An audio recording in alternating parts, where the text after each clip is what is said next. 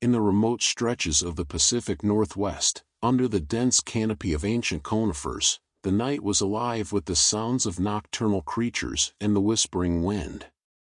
Ethan Turner, a wildlife biologist with a rugged beard and a habitual squint from years in the field, had set up camp near a creek where the rush of water was a constant companion.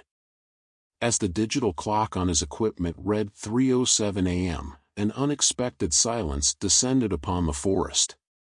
The crickets halted their symphony, and even the gentle breeze seemed to hold its breath.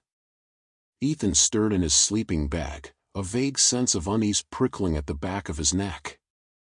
Abruptly, the darkness was pierced by a light so intense and blue that it seemed to swallow the night whole. Ethan, now fully awake, unzipped his tent and peered out. Above the treetops, a glowing object descended silently, its shape obscured by the blinding light. It was unlike any aircraft he knew, no rotors, no engines, no sound but the displacement of air. Compelled by a mix of fear and curiosity, Ethan grabbed his night vision binoculars and stepped out into the cold. He treaded lightly across the underbrush, moving toward the source of the light. As he approached, the object touched down gently on a clearing, the light dimming but not extinguishing, revealing its form, spherical, smooth, with no apparent seams. From the sphere, a ramp descended to the forest floor. Ethan crouched behind a thick trunk, his heart pounding in his ears. He watched as several figures emerged from the vessel. They were tall and slender, moving with an eerie grace. But it was what followed them that caught his breath, a creature that bore the unmistakable silhouette of a bear, but with fur that shimmered under the alien light, reflecting hues of silver and blue. Behind her stumbled 3 cubs, their small eyes wide and reflecting a starry iridescence. The creatures seemed disoriented, their noses twitching at the unfamiliar sense of the earthly forest. After a moment, the alien figures turned and re-entered the ship, leaving the bear family behind. With what appeared to be one last look towards the bears, the ramp retracted, and the sphere lifted off. The forest light faded as quickly as it had appeared, leaving only the moonlight filtering through the branches. Ethan, still hidden behind the tree, exhaled a breath he didn't realize he'd been holding. He knew what he saw was monumental, a first contact scenario that should have had him reaching for his radio to call it in. Yet, something in the eyes of the bear mother, a bewildering mix of confusion and fear, rooted him to the spot. These were not mere animals, their demeanor suggested a sentient understanding. His mind raced with questions. Why were these creatures left here? What was expected of them, and what would become of them in this alien environment? A decision settled over him like the morning dew. He would track these creatures, document them, perhaps understand their purpose. As dawn broke, Ethan began his preparations. He gathered his equipment, camera traps, notebooks, GPS, all the while keeping an eye on the bear family from a distance. They explored their surroundings tentatively, sniffing the trees and pawing at the ground. The cubs played under the watchful eyes of their mother, their innocent tumbles belying the gravity of their situation. Ethan knew the road ahead would be challenging. Whatever the reason for their abandonment, the presence of these galactic refugees would not remain unnoticed for long. But he felt a profound responsibility to shield these unwitting emissaries from a world they were unprepared to face. As the bear family disappeared deeper into the woods, Ethan followed, a silent guardian in the shadows of the towering pines. As the sun rose over the ridge, painting the sky in shades of orange and pink, Ethan methodically set up his equipment around the perimeter where he had first seen the alien bear family. His plan was to capture as much visual evidence as possible without disturbing their natural behaviors. He placed camera traps at strategic points, meticulously ensuring that the angles and coverage would offer a comprehensive view of the area. Returning to his base camp, Ethan assembled his makeshift field lab, a combination of his rugged laptop, satellite uplink, and a series of external hard drives. He was determined to document his findings thoroughly. With the data collected, he hoped to protect the creatures by proving their existence and the necessity of their careful observation and conservation. Over the next few days, Ethan observed the bear family from a distance.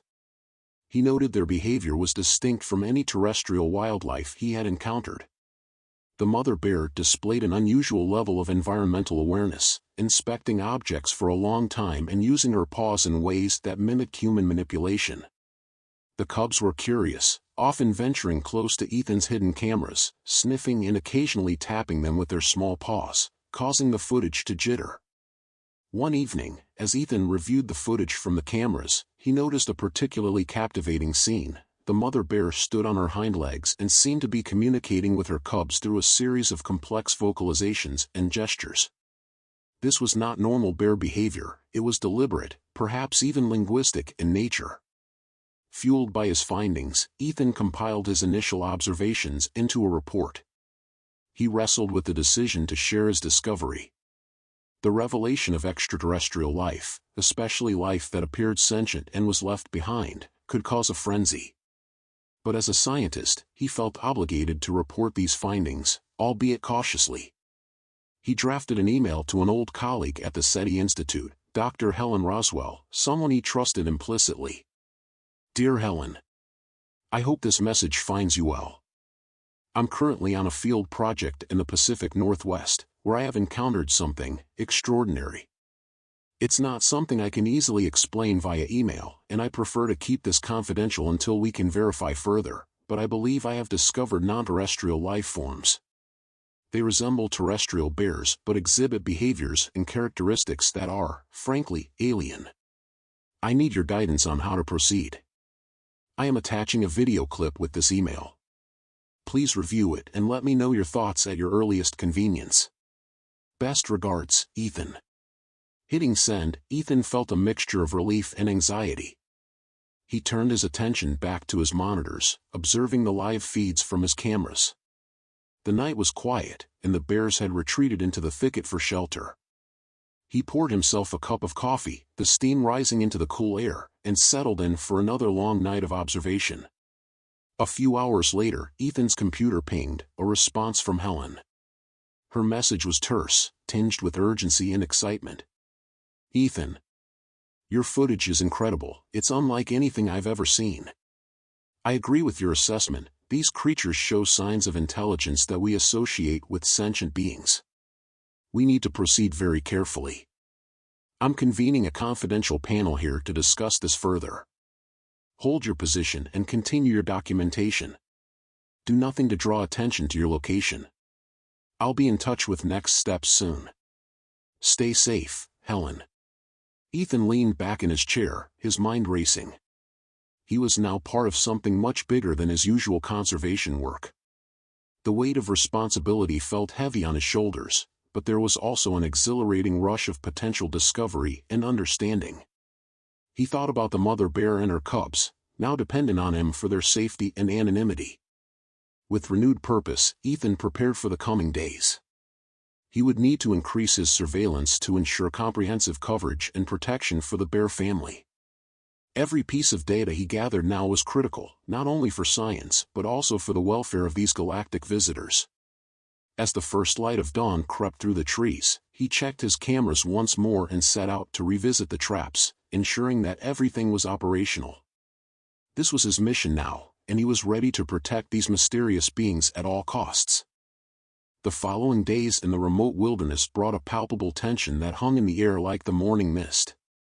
Ethan's daily routine of monitoring and documenting the bear family became a delicate dance of observation and concealment. With every passing hour, he grew more attached to these unearthly creatures, their intelligent eyes reflecting a depth of understanding that both amazed and intimidated him.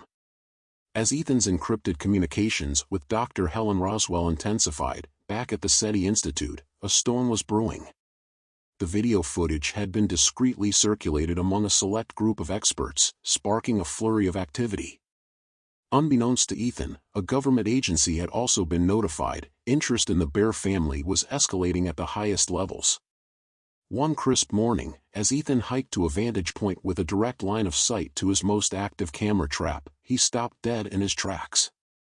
The soft forest floor bore unusual marks, boot prints, unmistakably human and not belonging to him. His heart sank. He wasn't alone in these woods anymore. As he crouched to examine the prints, the sound of distant voices carried on the wind, alerting him to the approaching company.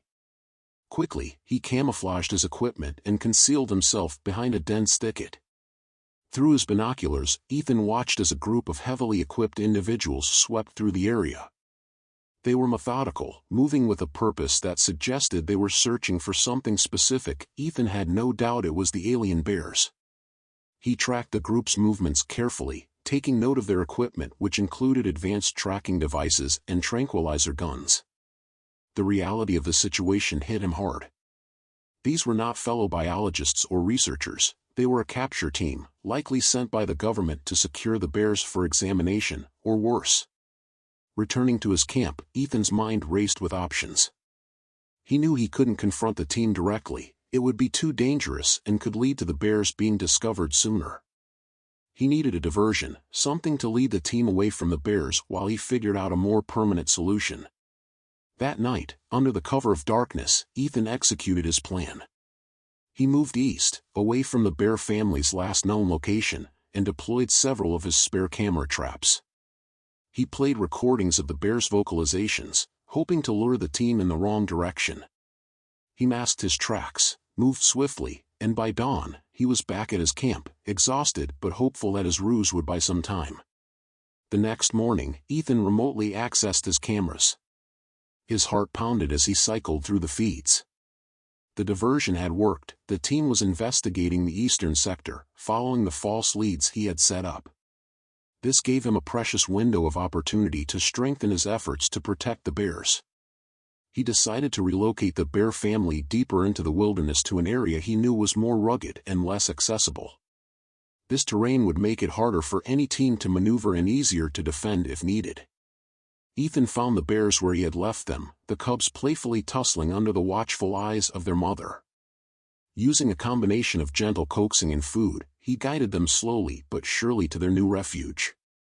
It took the better part of 2 days to safely relocate the family, during which Ethan was constantly on the alert for any signs of the team.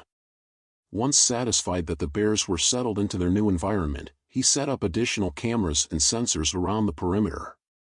Ethan returned to his camp, physically drained but mentally vigilant. He opened his laptop and sent an update to Dr. Roswell, outlining his actions and the reasons behind them. He knew that each decision he made carried risks, but the alternative, leaving the bears exposed to capture or potential harm, was unthinkable. As the shadows lengthened and the forest grew quiet once more, Ethan sat by his campfire, the flames flickering across his tired face. He was alone, save for the distant calls of the wildlife, a lone guardian in a vast, interconnected web of life and mystery. Above, the stars watched silently, the same stars under which somewhere, perhaps, the home planet of the bear family orbited in a quiet corner of the galaxy. Ethan's daily routine now revolved entirely around the alien bear family. He observed their behaviors, their interactions with the environment, and any signs of distress or adaptation issues.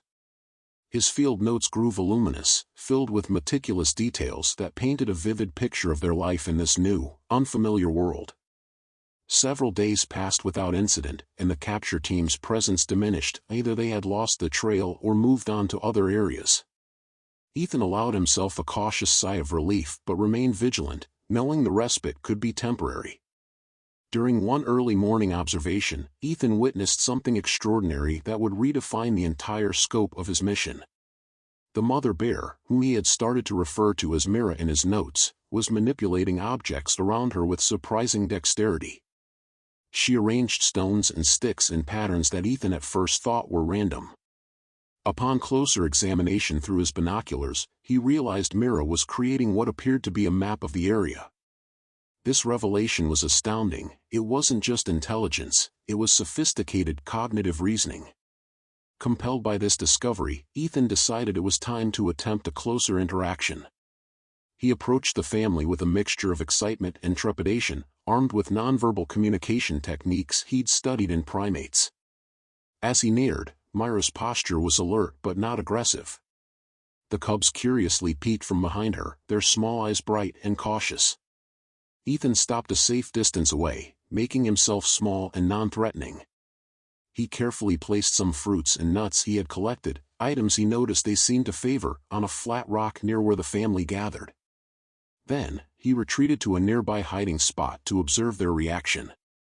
To his amazement, Mira approached the food, sniffed it, then looked directly toward Ethan's hiding place, her gaze piercing. She seemed to understand the gesture, acknowledging Ethan's presence with a soft grunt before allowing her cubs to eat. Over the next few days, this ritual continued, with Ethan gradually decreasing the distance between himself and the bears. Their breakthrough came unexpectedly. During one of these encounters, as Ethan was about to retreat after leaving some food, Mira approached him, closer than ever before. She extended a paw, touching the ground in front of him, then looked at him and back to the ground. It was an invitation. Heart racing, Ethan took a cautious step forward and mimicked her action, touching the ground. Mira responded by drawing a simple shape in the dirt, and to Ethan's astonishment, the cubs joined in, copying their mother. This was more than interaction, it was communication. Over the following weeks, Ethan and Mira developed a rudimentary system of symbols and gestures for communication. Ethan taught Mira simple human words, and in return, Mira introduced him to their vocalizations, which he recorded and analyzed in the evenings. The more he learned, the more he realized that Mira's intelligence might rival that of humans. This unlikely alliance became the cornerstone of Ethan's research.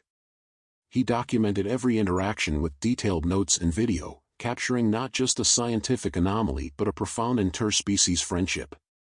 He knew the significance of these findings would resonate beyond the scientific community. They could redefine humanity's role in the cosmos. However, with great knowledge came great responsibility. Ethan understood that his documentation, if in the wrong hands, could lead to exploitation or harm to the bear family. Protecting them was his utmost priority. As he sat by the campfire, reviewing the day's footage and preparing his next report to Dr. Roswell, he pondered the next steps. How could he ensure their safety in the long term? What would happen if the capture team returned? Lost in thought, he gazed up at the stars, wondering about the far-off worlds from where Mira and her cubs came. He felt a deep connection not just to them, but to the universe. Ethan had started this journey as a scientist, but now he found himself a guardian of a profound secret, bridging the gap between Earth and the unknown expanses of space. The new equilibrium Ethan had found with Mira and her cubs was shattered one crisp morning by the crackle of distant radio chatter. The capture team had returned, this time larger and more determined than ever. Ethan's heart sank as he scanned the horizon with his binoculars, spotting the team methodically sweeping through the forest. He knew he had to act fast to ensure the safety of his newfound friends. Mira sensed the danger too. Her behavior became agitated, and she rounded up her cubs, herding them toward the safety of a dense thicket. Ethan, realizing that time was of the essence, quickly gathered his essential equipment and prepared to lead the bears away from the advancing team. As the sound of the team grew louder, Ethan led Mira and her cubs through a less trodden path he had discovered during his explorations. It was rugged and winding, designed to confuse and slow down any pursuers. He had memorized this part of the forest and knew it like the back of his hand, which gave him a significant advantage. The chase was tense, with the constant threat of discovery looming over them. Ethan used every trick he knew to cover their tracks, reversing boot marks, brushing out footprints, and creating misleading signs to throw off the team. Mira and her cubs followed closely, their trust in Ethan now complete. They moved for hours, the sounds of the team occasionally piercing the natural calm of the forest.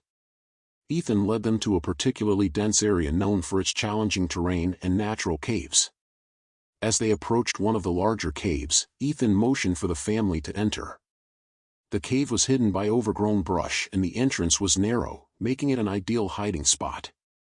Inside the cave, the atmosphere was tense but safe. Ethan set up a small perimeter with infrared sensors he had brought along to alert them to any approaching humans. As they settled in, Mira positioned herself by the entrance, her body a protective barrier between the outside world and her cubs. The wait was harrowing.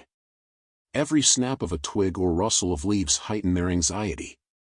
Ethan used this time to make detailed notes of their escape route and the strategies he had employed. He knew that documenting this would be crucial for understanding how to better protect the bears in the future. As night fell, the forest became eerily quiet. The infrared sensors remained silent, a good sign that the capture team had not followed them this far or had given up for the day. Ethan, though exhausted, kept watch, allowing Mira and her cubs some much-needed rest. The following morning, with no alerts from the sensors, Ethan cautiously scouted the area. Relief washed over him as he found no sign of the team. They had managed to evade capture, at least for now. He returned to the cave, his spirits lifted by the small victory. Realizing the gravity of their situation, Ethan knew this was only a temporary solution. He needed a more sustainable plan to keep the bear family safe. The encounter had proven that the team was still actively searching and would likely return. As he pondered their next moves, an idea began to form. He recalled a conversation with Dr. Roswell about a wildlife reserve far to the north, a vast and protected area where the bears might live undisturbed. The challenge would be getting there unnoticed, but Ethan felt it was their best chance for a permanent sanctuary. He shared the plan with Mira using their simple communication system, and though it was impossible to know if she fully understood, her calm demeanor suggested she trusted him. Together, they prepared to embark on a longer, more perilous journey to safety, driven by the hope of finding a haven where Mira and her cubs could thrive away from human threats. Ethan took one last look around the cave that had been their refuge for the night, a silent testament to their desperate bid for freedom. With a deep breath, he led the way out, Mira and her cubs in tow, each step a movement towards hope. After days of cautious travel, Ethan, Mira, and her cubs were nearing the outer boundaries of the wildlife reserve that promised a safer future. However, their journey was about to face its most significant challenge yet. As they approached a clearing that served as the last hurdle before entering the protected lands, Ethan noticed fresh vehicle tracks, indications that the capture team might be ahead of them, perhaps aware of their destination. The tension was palpable as they paused at the edge of the clearing. Ethan surveyed the area with his binoculars, his heart sinking as he spotted the team positioned strategically across the field. They were well equipped, with nets, tranquilizer guns, and high-tech sensors. It was clear that this was a planned interception. They had anticipated Ethan's move towards the reserve. Understanding that there was no way around them, Ethan decided they needed a diversion. He set up a small, makeshift distraction using a combination of chemical scent markers and a playback device with recorded bear calls. He hoped it would be enough to draw the team's attention away momentarily, allowing them to slip past unnoticed. As he activated the device and the sounds echoed across the clearing, the team's focus shifted towards the source. Seizing the moment, Ethan signaled to Mira, and together they began to move swiftly but silently across the opposite side of the clearing. The cubs followed, having learned to mimic their mother's stealthy gait. Just as they were about halfway across, one of the team members turned, his gaze piercing through the foliage right where Ethan and the bears were. In that instant, everything seemed to halt. The team member raised his radio, likely calling for backup. Ethan knew they couldn't run, it would only lead to a chase they couldn't win. Standing up, he raised his hands in a gesture of peace and stepped forward, making himself visible while positioning himself between the team and the bears. "Wait. Please, listen to me," Ethan called out, his voice firm yet pleading. The team hesitated, and the leader, a woman with a stern face and observant eyes, signaled for her crew to hold their positions. "What do you want?" she asked, her voice carrying across the clearing. "These animals are not what you think," Ethan began, his words careful. "They are intelligent, sentient beings from another world. They do not belong in a lab or a government facility. They belong here, safe and free." The team leader seemed to consider his words, her expression softening slightly with curiosity. "Do you have proof of this intelligence?" she asked, skepticism threading her tone. Ethan nodded, slowly reaching into his bag to pull out a tablet. On it were videos and notes documenting the complex behaviors and communication methods Mira had shown, including the maps and symbols they had created together. As the team watched the footage, the atmosphere shifted. The evidence was compelling, showing Mira solving problems, using tools, and teaching her cubs. Her interactions with Ethan, clear and purposeful, suggested a depth of understanding and emotion uncommon in wildlife known to them. The leader, now visibly moved, lowered her radio. "This changes things," she admitted. "But I have orders." "Orders based on the assumption that these creatures are mere animals," Ethan interjected. "Look at her. She's not just a creature of instinct. She's a thinking, feeling being. What right do we have to rip her away from her home?" The standoff continued for tense moments until Mira, sensing the calm, stepped forward. With deliberate movements, she picked up a stick and, in the dirt of the clearing, drew the same intricate symbols Ethan had shown on his tablet. The action was undeniably intentional, undeniably intelligent. Seeing this, the team leader made a decision. She turned to her crew. "Stand down. We're not capturing them today." She then turned to Ethan. "I'll have to report this, you know. I can't promise what comes next." Ethan nodded, understanding the precarious balance of power and compassion he had witnessed. "Thank you," he said simply. As the team withdrew, Ethan watched them go, Mira beside him, her presence a silent testament to the bridge they had just built between their worlds. As they turned to enter the reserve, a new day seemed to dawn, not just for them, but for all who would come to understand the profound implications of their encounter. As the sounds of the retreating capture team faded into the distance, Ethan, Mira, and her cubs stepped into the vast expanse of the wildlife reserve. The sanctuary was a sprawling, untouched wilderness, offering a safe haven for countless species. For Mira and her cubs, it represented a chance for a peaceful, undisturbed life, one where they could thrive away from the prying eyes and dangerous intentions of the outside world. Ethan felt a profound sense of relief mixed with an unshakable responsibility. He had fought hard to bring them here, and now, as he watched Mira and her cubs explore their new home with tentative curiosity, he knew his work was far from over. He had plans to establish a long-term observation post at the edge of the reserve. From there, he could continue to monitor their integration into the ecosystem and ensure their protection. The next few weeks were a flurry of activity. Ethan, with the help of Dr. Helen Roswell and her contacts, managed to secure funding and support for the observation post.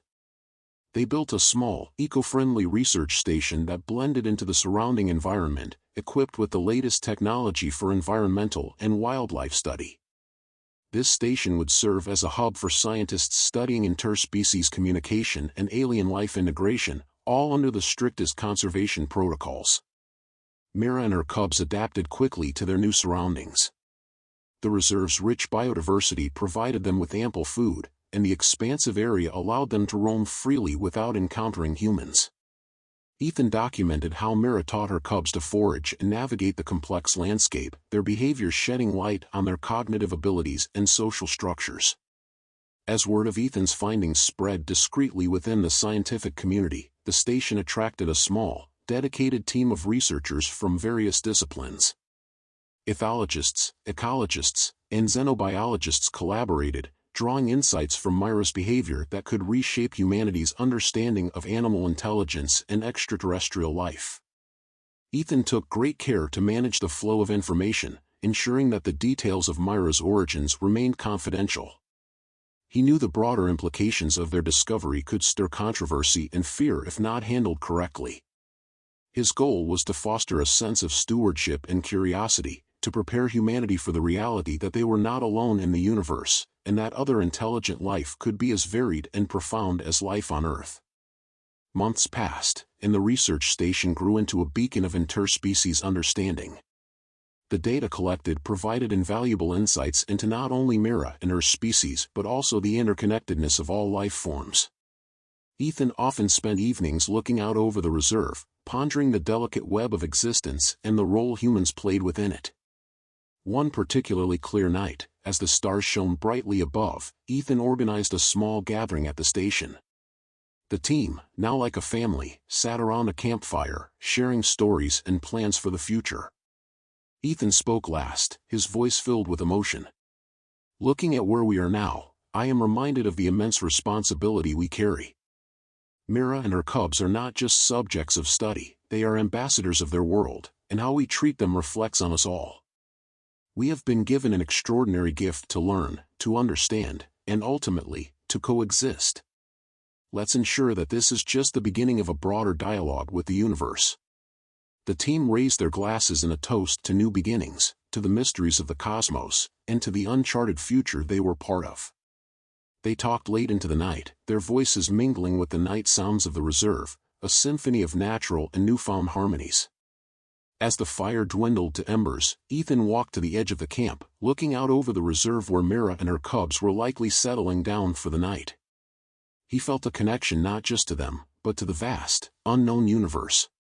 The stars seemed to twinkle a little brighter, a little closer, each one a reminder of the infinite possibilities that lay ahead. Ethan's journey had started with a single, uncertain step into the unknown. Now, it was a path that promised to redefine humanity's place in the cosmos, a testament to the power of empathy, understanding, and the relentless pursuit of knowledge. As he turned back to join his friends, a sense of hope filled him, for Mira, for Earth, and for the countless worlds beyond their own, all interconnected in the vast tapestry of life.